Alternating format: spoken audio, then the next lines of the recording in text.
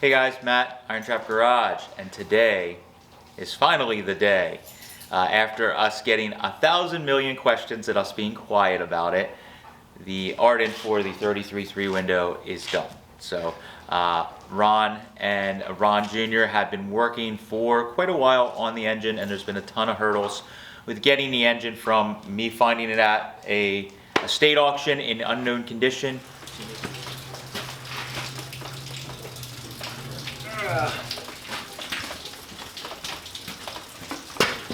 My front seat passengers, the dream, literally.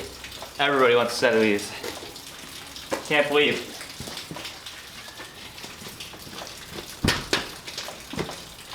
Yes.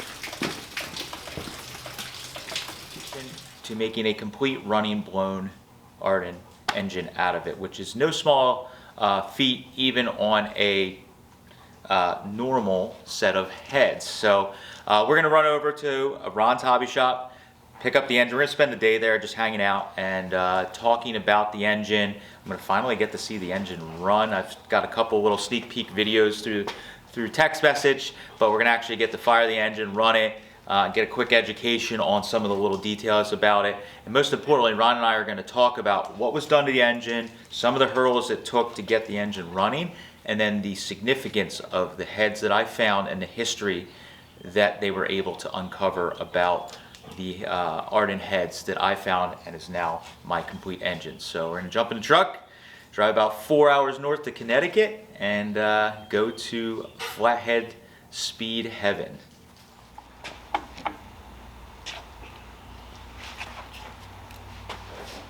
You get to start it. Ooh. So we got, that's kill, because it's just grounded. This is on the mat. Yep. You know, just make sure it's still connected. And it is. Okay. And then, it's just pretty easy, because it's, this is just going to turn it over.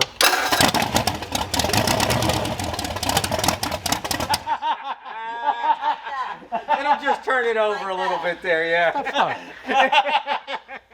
All right, so this engine was one of the more difficult ones for you along the way, you know, as we did the process.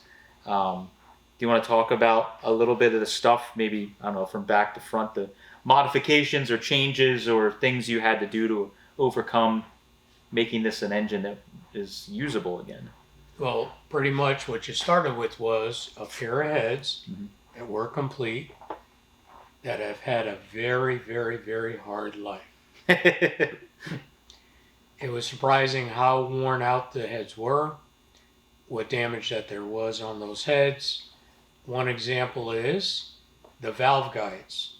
The valve guides in these heads are very large diameter. That means sometime in its life, whoever was using them ended up with coming up with a way to replace worn out valve guides. Why they did it the way they did it, by making holes bigger. They made iron guides to put in where bronze guides used to be. That was one of the first head scratchers. And by taking each guide out, I lettered them on one side, numbered them on the other head, removed them, and then went looking for dimensional. There's old catalogs that'll have dimensional guides.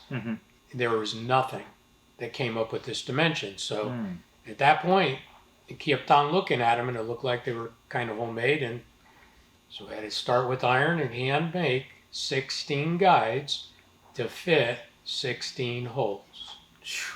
And that is part of the endeavor of bringing these heads back. Yeah, there's the folklore of the Ardun heads. They had bad valve seats, bad rockers, and all that. This is an example of an original set of heads that have gone through hell, and they're back again. So those old tales about stuff wasn't good, that's, in my opinion, just nonsense. Maybe people that were using it that weren't as educated, or wasn't, maybe, or they were just beat on and people thought because they broke.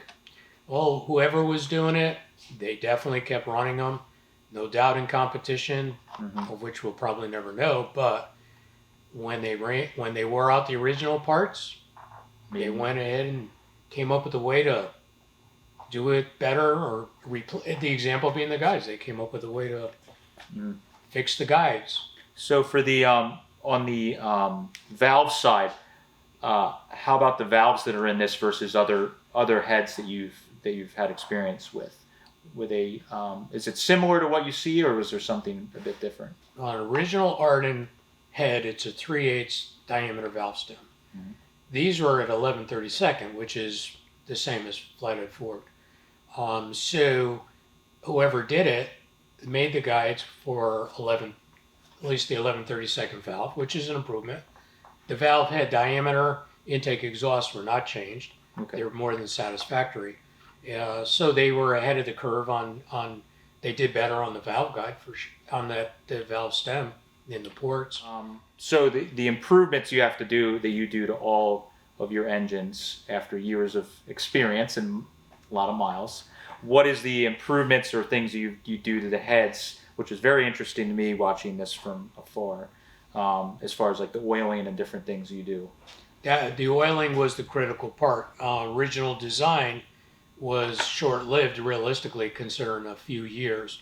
But oiling under the valve covers in the application as a race car, most guys didn't do very much. This, to make a living on the street, I've learned from others when I first started doing this way back in the 80s, you had to come up with a way to lubricate at least 8 critical points under the valve cover. And that's where I came up with my idea of how to do the oiling system. How to have a control valve to just allow a drip at 8 critical points under the valve cover. The rocker shafts were lubricated really well in the design, so that didn't have to be re-engineered. It's just a matter of coming up with a way to add some more oil under the valve cover, but not so much that all the oil was in the top of the engine and not in the oil pan, which is part of my learning curve one day, doing this oiling provision. And my first drive ever with my car, the oil pressure gauge was going, the needle went the wrong way. So I knew that there had to be more improvements on the design. Sheesh. So as far as the block goes, so I brought you just a good used 59 AB. I got lucky, and this one ended up testing okay, which was good. The internals of the engine, what is the size and everything for? I know this stuff, but for the video, we're at. You got the Merc crank, 4-inch stroke, 125 over, 3 5/16 by 4. Very typical hot rod engine. As far as the lifters and everything goes, I didn't have that stuff. So you make those, or to a degree, is start with the lifter bodies, which are just a body, and then from that point, then I make up pieces that go on top of it. Then a push rod cup is done. In your engine, I've actually did another modification. There's more valve train pressure than there would be in a conventional Ford flathead. That means that flathead designed cam, hopefully to get the lobes to not wear with the lifter with that additional rocker pressure, is I ended up having a small hole put in the face of the lifter. The lifter bodies have holes in the side. What I've learned on mine with original lifters is when I wore lifters out, a long time back when we lost the zinc in oils, and we didn't know it, and I didn't know I was losing lifters. One day I cut one open and realized that there was literally oil in the body of the lifter. That being the case, there's holes in the side of the lifter body. There's oil going into the lifter body, which is a big ass tube with a cup at the top for a push rod. Yep. In your engine, the oil that's going in those holes could come out the center of that hole. Actually in effect, lubricate. Yeah. Oh, that makes sense. And that's actually a trick some of the super stock guys are doing in drag racing. You had a restriction on what you could do with your cam, your lifters, etc. A couple of the smarter guys said, well, what if we lubricate that friction point? That's what's done in here. Will it survive? Gonna find out. Gonna find out over time. So obviously we put, I have to make things more difficult. So not only having an Ardun, I had to add a blower because oh shit, I had this stuff, and do this once. So this blower is unique. Definitely is. So when I brought it in, I didn't really know that. I mean, I knew it was a big ITAL, but so this, you've never seen another large ITAL. No, this being what it is, this was the first Italomechanical I've ever seen. That's a large one. I've talked to others who are into this stuff. Most others have never heard of one. But anything large blower, be it Scott or an ITAL for the engines, are not that common opposed to a conventional flathead where you can find the Scotts and the ITALs. They're plentiful. This being an Italomechanical is substantially different, case related, compared to an original big Scott in a number of ways. The plugs in the back are different size. The oddity overall is the size of the opening at the top. This is much smaller, and it was actually a different shape than what's on the Scott blowers. Okay. And you, in the end, your son had to help you make, because these are like some kind of pot metal, all of the... Originals they are, yeah. It's a pot metal material, and I've discovered through the decades, if you don't use them and they just sit around and they're not heat cycling, they tend to begin to crack. And that is the problem with what was on this and many others. Yep. So thankfully we were able to remove the originals. And the hard problem is the hex on the back, trying to take those off usually disintegrate. But yours came out, and that now gave the dimensions we needed to reproduce it. So then my son Ron was able to now machine and reproduce and make a pair of those. And the blower itself, surprisingly to me, didn't really have any, unlike the heads, wasn't heavily abused. No, it was actually in good shape. The only odd thing was coming up with an area where we could put two carburetors on the top, because it had no provisions of anything of this nature on it. So, but that was a matter of machining the top of the case when it was all apart, make a plate that now bolted to the original case, and two Strombergs went on top of it. Two big 97s. I'm sure we're going to get questions about that. It's not just... Yeah, they are the big ones. So it's 500 CFM. Now, next question will be, is 500 CFM going to be enough? And we won't know until we start actually driving. And I won't gamble on that idea, so we'll see. We'll find out.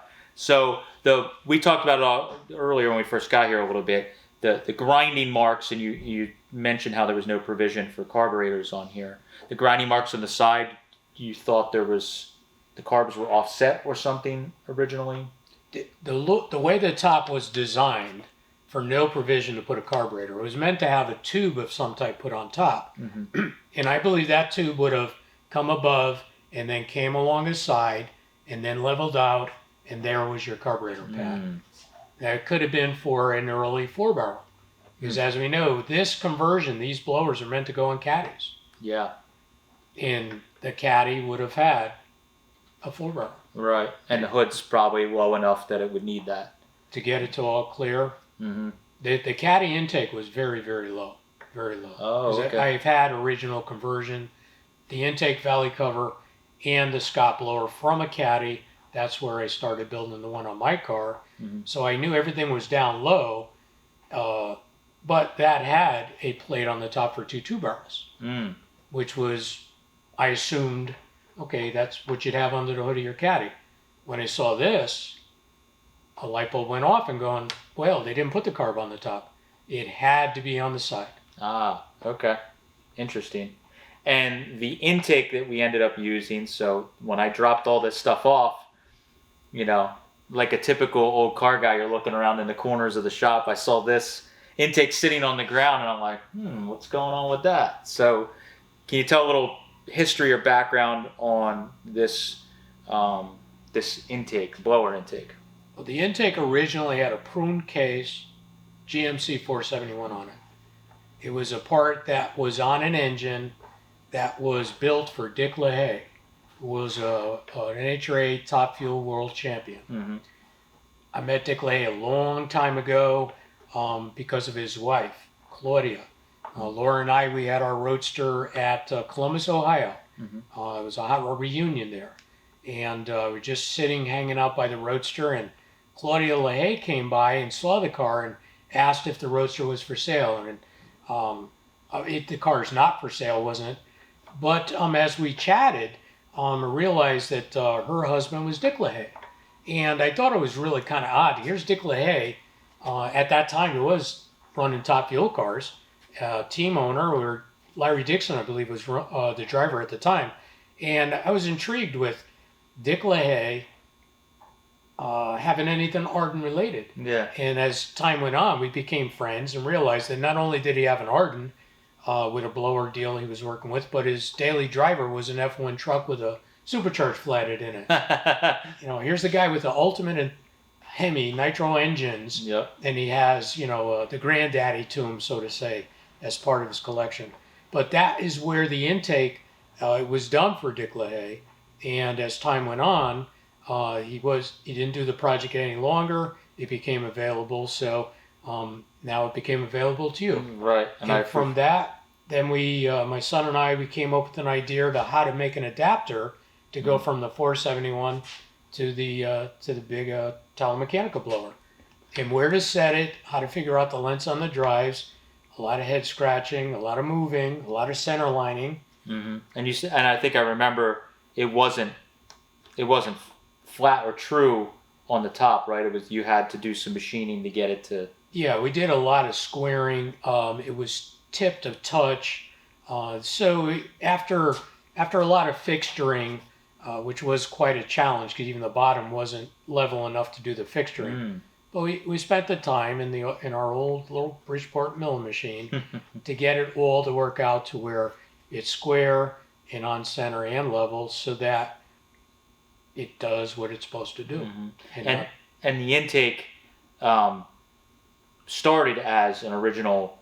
It is two original Ardun log manifolds that someone took a lot of time of putting material between them, TIG welding it, doing the blending of the welds. There's a lot of effort was put into that. Originally, it was because it was the way it was built. On the back, you'll see pictures there how the blow-off valves are. Mm-hmm. It actually, the back of the intake hung over where the oil-filled tube is, which would not work because we needed a place to fill oil and to have breathing on your engine. So what it did is cut the back off, move the pop-offs inward, cap it off, and modify something that somebody many years ago had modified for a different reason. And we just continued to modify it so that it's used for this purpose now. And it's got these monster Ford valves in them that we don't know what they're from, but they're... Yeah, it was crafty. They made a valve seat, used a Ford head of a valve and a stem, put springs down below it, and now if there's a backfire, they open up. That's and cool. It is noisy because I've had it backfire. They do work. I will say they will work. Oh, that's good. So then for the drive setup and all that stuff, you had to overcome, and with an Ardun, I think it's kind of a issue, blown Ardun, I should say, an issue trying to fit all this stuff in a tight area. So you ended up having to do some modifications or making some parts in the front for the generator and all that, or the Power Master, if you will. Yeah, the biggest challenge with the Ardun, because of the water outlets being located in the face of the head, a later distributor, we've got to figure out how to get water from the head to the radiator.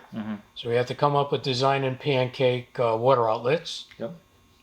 Fit the magneto in place. You need to have a tensioner for the belt. The only way you could do that is with the generator. So it's just a matter of where do we start? We started at the crank pulley and then worked up from there. Okay. Each part is all Ford. The crank pulleys are Ford flathead. The water pump pulleys are the early double water pump pulleys from 48 and earlier flathead, except they're on F1 pumps. So we moved them out farther because the F1 water pump, you could put the pulley out farther. But everything started at the crank pulley, and then we worked our way up. And from that point, utilizing actually the original pulley that was on here and having ground zero down there, we can now begin to locate where the blower had to be. So as a matter of putting a bunch of pieces together, it's prototyping 101. You know, there's no duplicates there. It's one at a time. Where's this all going to come out, and how are we going to do this? I remember sending you a picture of the front. Can you see the water outlet? Yeah. You know, from the front. Where the heck is it amongst all this? Well, and I also in the beginning, you know, this project the whole way along, I had all these neat parts, and you know, even the valley cover had an original valley cover, and then I had this trick European right angle drive with a mag made, and you know, it's all bitching, and then you got into it and you're like, look, this isn't. Yeah, the magneto, the right angle mag in the front's in the way. The valley cover wouldn't work because there's a rib across the center of it, which would have had to disappear.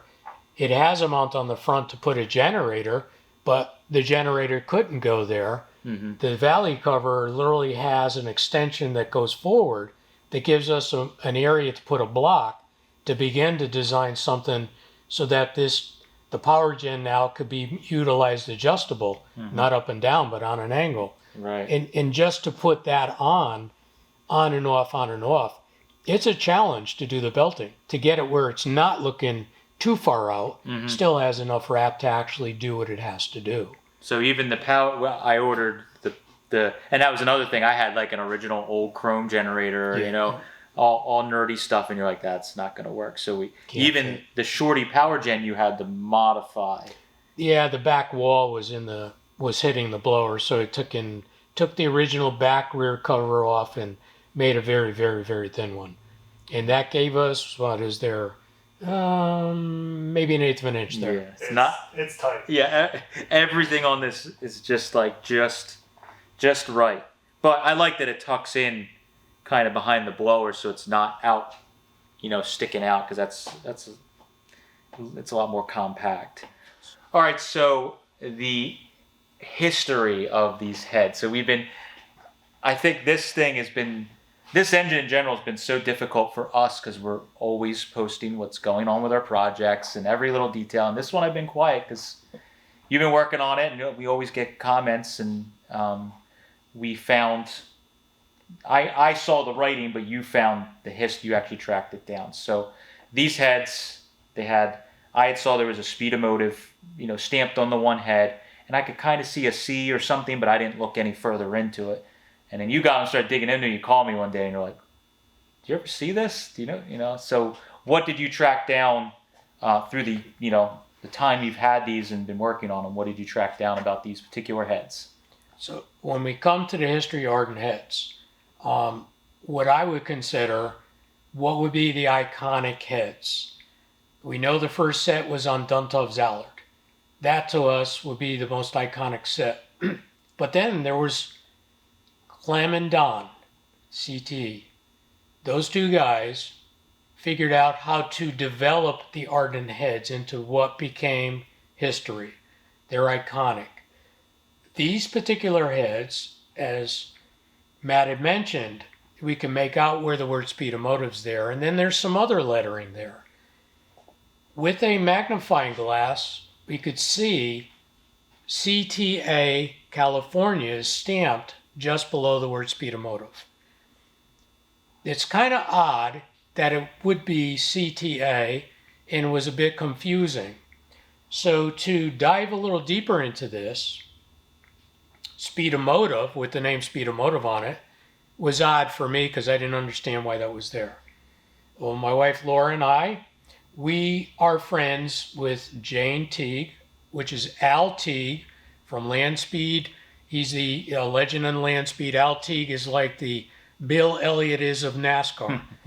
Al Teague is the guy, over 400 miles an hour in his Streamliner, that began life, that he built as a Lakester in his mom's backyard, that he named Betsy after his mother.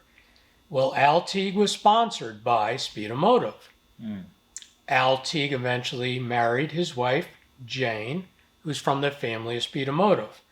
The day that actually my son was working on the heads and taking the heads apart and noticed the lettering, which we had to actually go outside with a magnifying glass to look real close. The remnants of the lettering, now we realized Speedomotive part. So I reached out to my wife Laura to get a hold of Jane, because Jane and Altiga, as I mentioned, are friends of ours, and asked Jane, did Speed and Motive ever have Ardun heads? And the information came back through Al and Jane that in 1949, Speed and Motive purchased 4 sets of Ardun heads from Ardun Mechanical in New York City at $500 a set. They got back to California. There was 4 sets of heads, and in order for Speed and Motive to pay the bill, they ended up selling 3 sets of heads. 1 set of heads went to Howard Johansson, Howard's Cams. Second set went to Bob Estes. He had a Lincoln Mercury dealership. There's many pictures of his race car, round the around car, sprint car, I believe, with the Ardun heads on it. The third set, one of those sets, went to Don and Clem, CTA.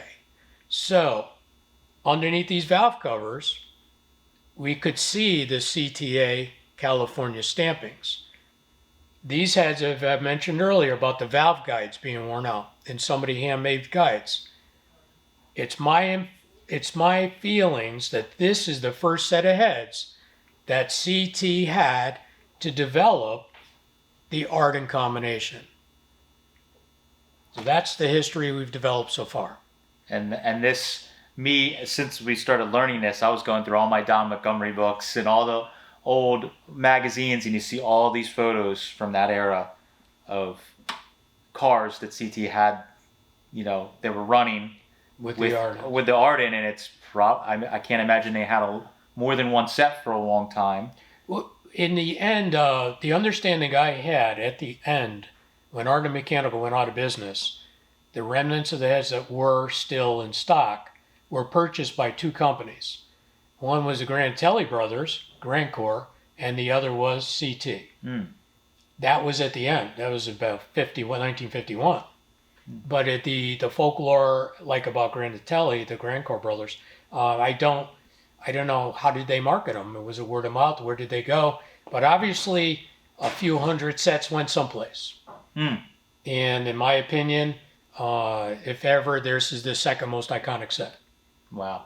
Found at an estate sale in the eastern part of the United States. By some schmuck who got lucky. So you have some blueprints that are dated. Those are dated in 1947. And they bought these heads, their batch of heads in 49. Yes. Yes. So it's very early on in the company's process of selling them. It would be, definitely would be, as we know it's an early design head because of where the water outlets are. Understanding that in 40 and earlier, obviously we had the distributor in front of the engine. Now the water outlets would have came out originally on an angle and went right to your radiator. In 48, the F1 truck came out with the APA engine in it. So at that point, by 49, there was a water outlet now in the center of the head also. So you had 2 ways the head would have been. If we look at an early flathead head, the water outlet's in the center. You look at an early Ardun head, the water outlet's at the front. It's totally opposite. But this particular set of heads has a serial number in the 200s numerically in order, which is also very unusual. Having sequential numbers on the early heads shows that these were done locally, and they came out, and whoever put the serial numbers on said, okay, here's number 234, here's number 235. Many sets that I've seen as high as numbers into the 700s are not sequential. And the story being that those were the ones done overseas. When Ardun called up from New York City and told the foundry in England, send us a kit or 2, whoever they put in charge of putting all the pieces together, they just stamped whatever number on the heads they felt. And it was rare to get sequentials. Early sets that I've seen are always sequential. Later, the higher the numbers, they're usually not. And though we know word of mouth, personally told to me by Zorakis Dantov, there was 225 to 250 sets of Ardun heads ever made. That would give you an assumption of set number 1 up to, say, set 250. That's not how the numbering was ever done. Okay, so it's very hard to keep an actual Number-wise, no. We know these are because they are sequential, very low number, and it definitely is an early set. Very cool. So, I think we're ready to fire this thing. We got to put a couple little odds and ends back on because we were taking the rockers off, but I'm excited. I've heard videos. All right. And let's see if we can hear this thing make some noise. Even that, you got the cam at that. So that was That an auction. online estate auction, and it turns out you knew the gentleman who owned. Yeah, where the cam should have ended up, where it didn't. But you ended up with the cam. So it was done by Cam Technique. Cam Techniques used to be in Connecticut, and then eventually he moved to Sarasota, Florida. He's passed away a few years back. But back in the day, myself and my friend Mike Hart, we would always have Dave Generous at Cam Techniques do up cams. Turns out that the cam was from Mike Hart and a lot of those other parts at that online auction deal. So it is an Ardun profile, and in the end, the lift at the cam lift is on the lobe is only 306, but because of rocker ratio multiplication, it's lifting 382 thousandths. So we got all the timing specs. Where the intake is opening, for everyone who's paying attention here, and there will be a quiz later. The intake's going to open 17 degrees before top dead center. It's going to close 44 degrees after bottom dead center.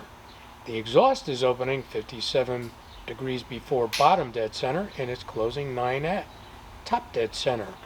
And let's see, as far as clearances, we're doing 20 on the intake, 22 on the exhaust. And you have to center line the cam at 106 degrees.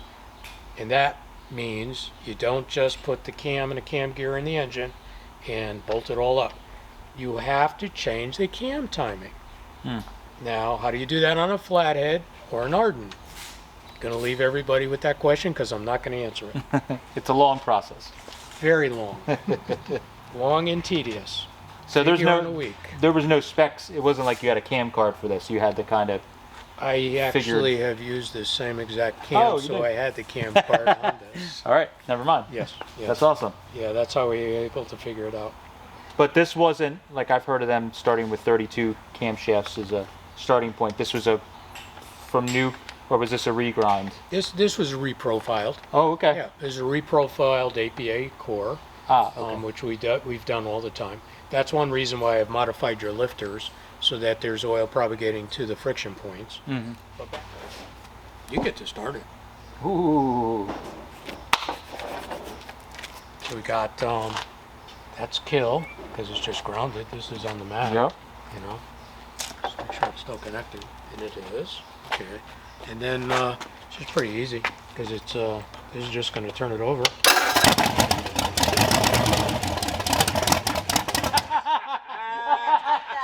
It'll just turn it over a little bit there, yeah. I was like right here. I'm like, oh boy. I forgot I had the ground off.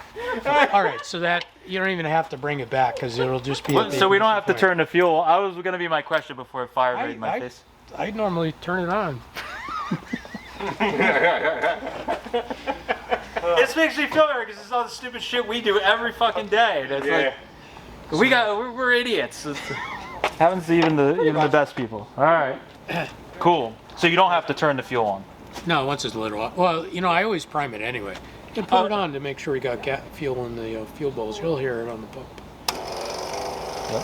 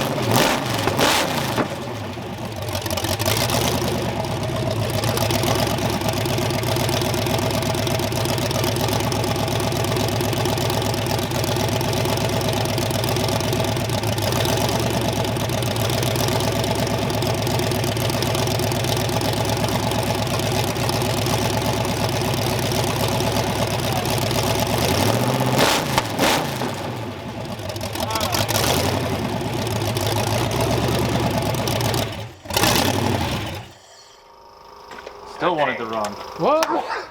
Get there.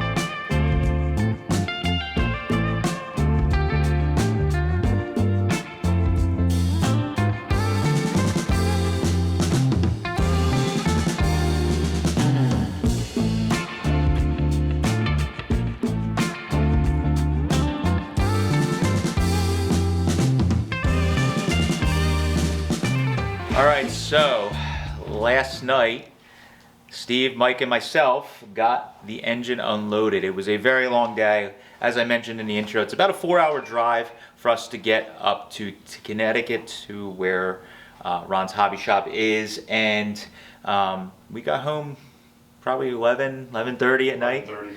And we drove through a torrential downpour. So luckily, we've saran wrapped, I should say we, Mike and Steve, or Mike, saran wrapped the engine very good, tarped it up, strapped it down. But we ended up driving through at least an hour of torrential downpour, which was typical of our luck anytime we do an adventure. And Mike made a good point when we were driving home. It seemed fitting because when I found these heads at the estate auction, the next day when I was loading everything up, it was pouring down rain. And when I was unloading the truck, it was pouring rain. So it just seemed fitting. So really, really surreal to have this engine done and ready to go into the car. So now that this huge hurdle was done, I've gotten a lot done on the car over the past handful of years, but there was a lot of unknowns with the car that I couldn't really proceed further with it. So maybe you guys saw in a video previously, I made a set of Zoomy headers for it, and after I made those, Ron had called me and said, hey, there might be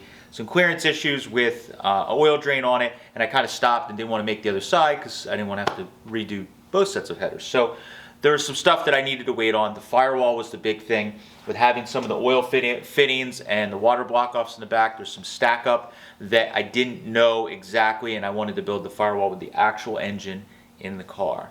So that is the next step. This car is definitely getting pushed pretty much to the front of the line. So we got to wrap a few things up on some other cars.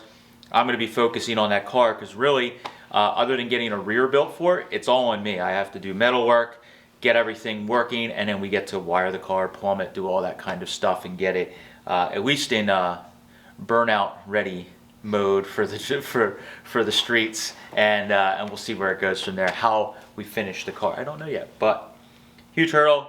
It is incredible. Didn't expect to own one of these ever in my life, so it is very surreal, like I mentioned earlier, to have these and have it all done. So thank you guys for being patient with us, and hope you enjoyed the video and the history.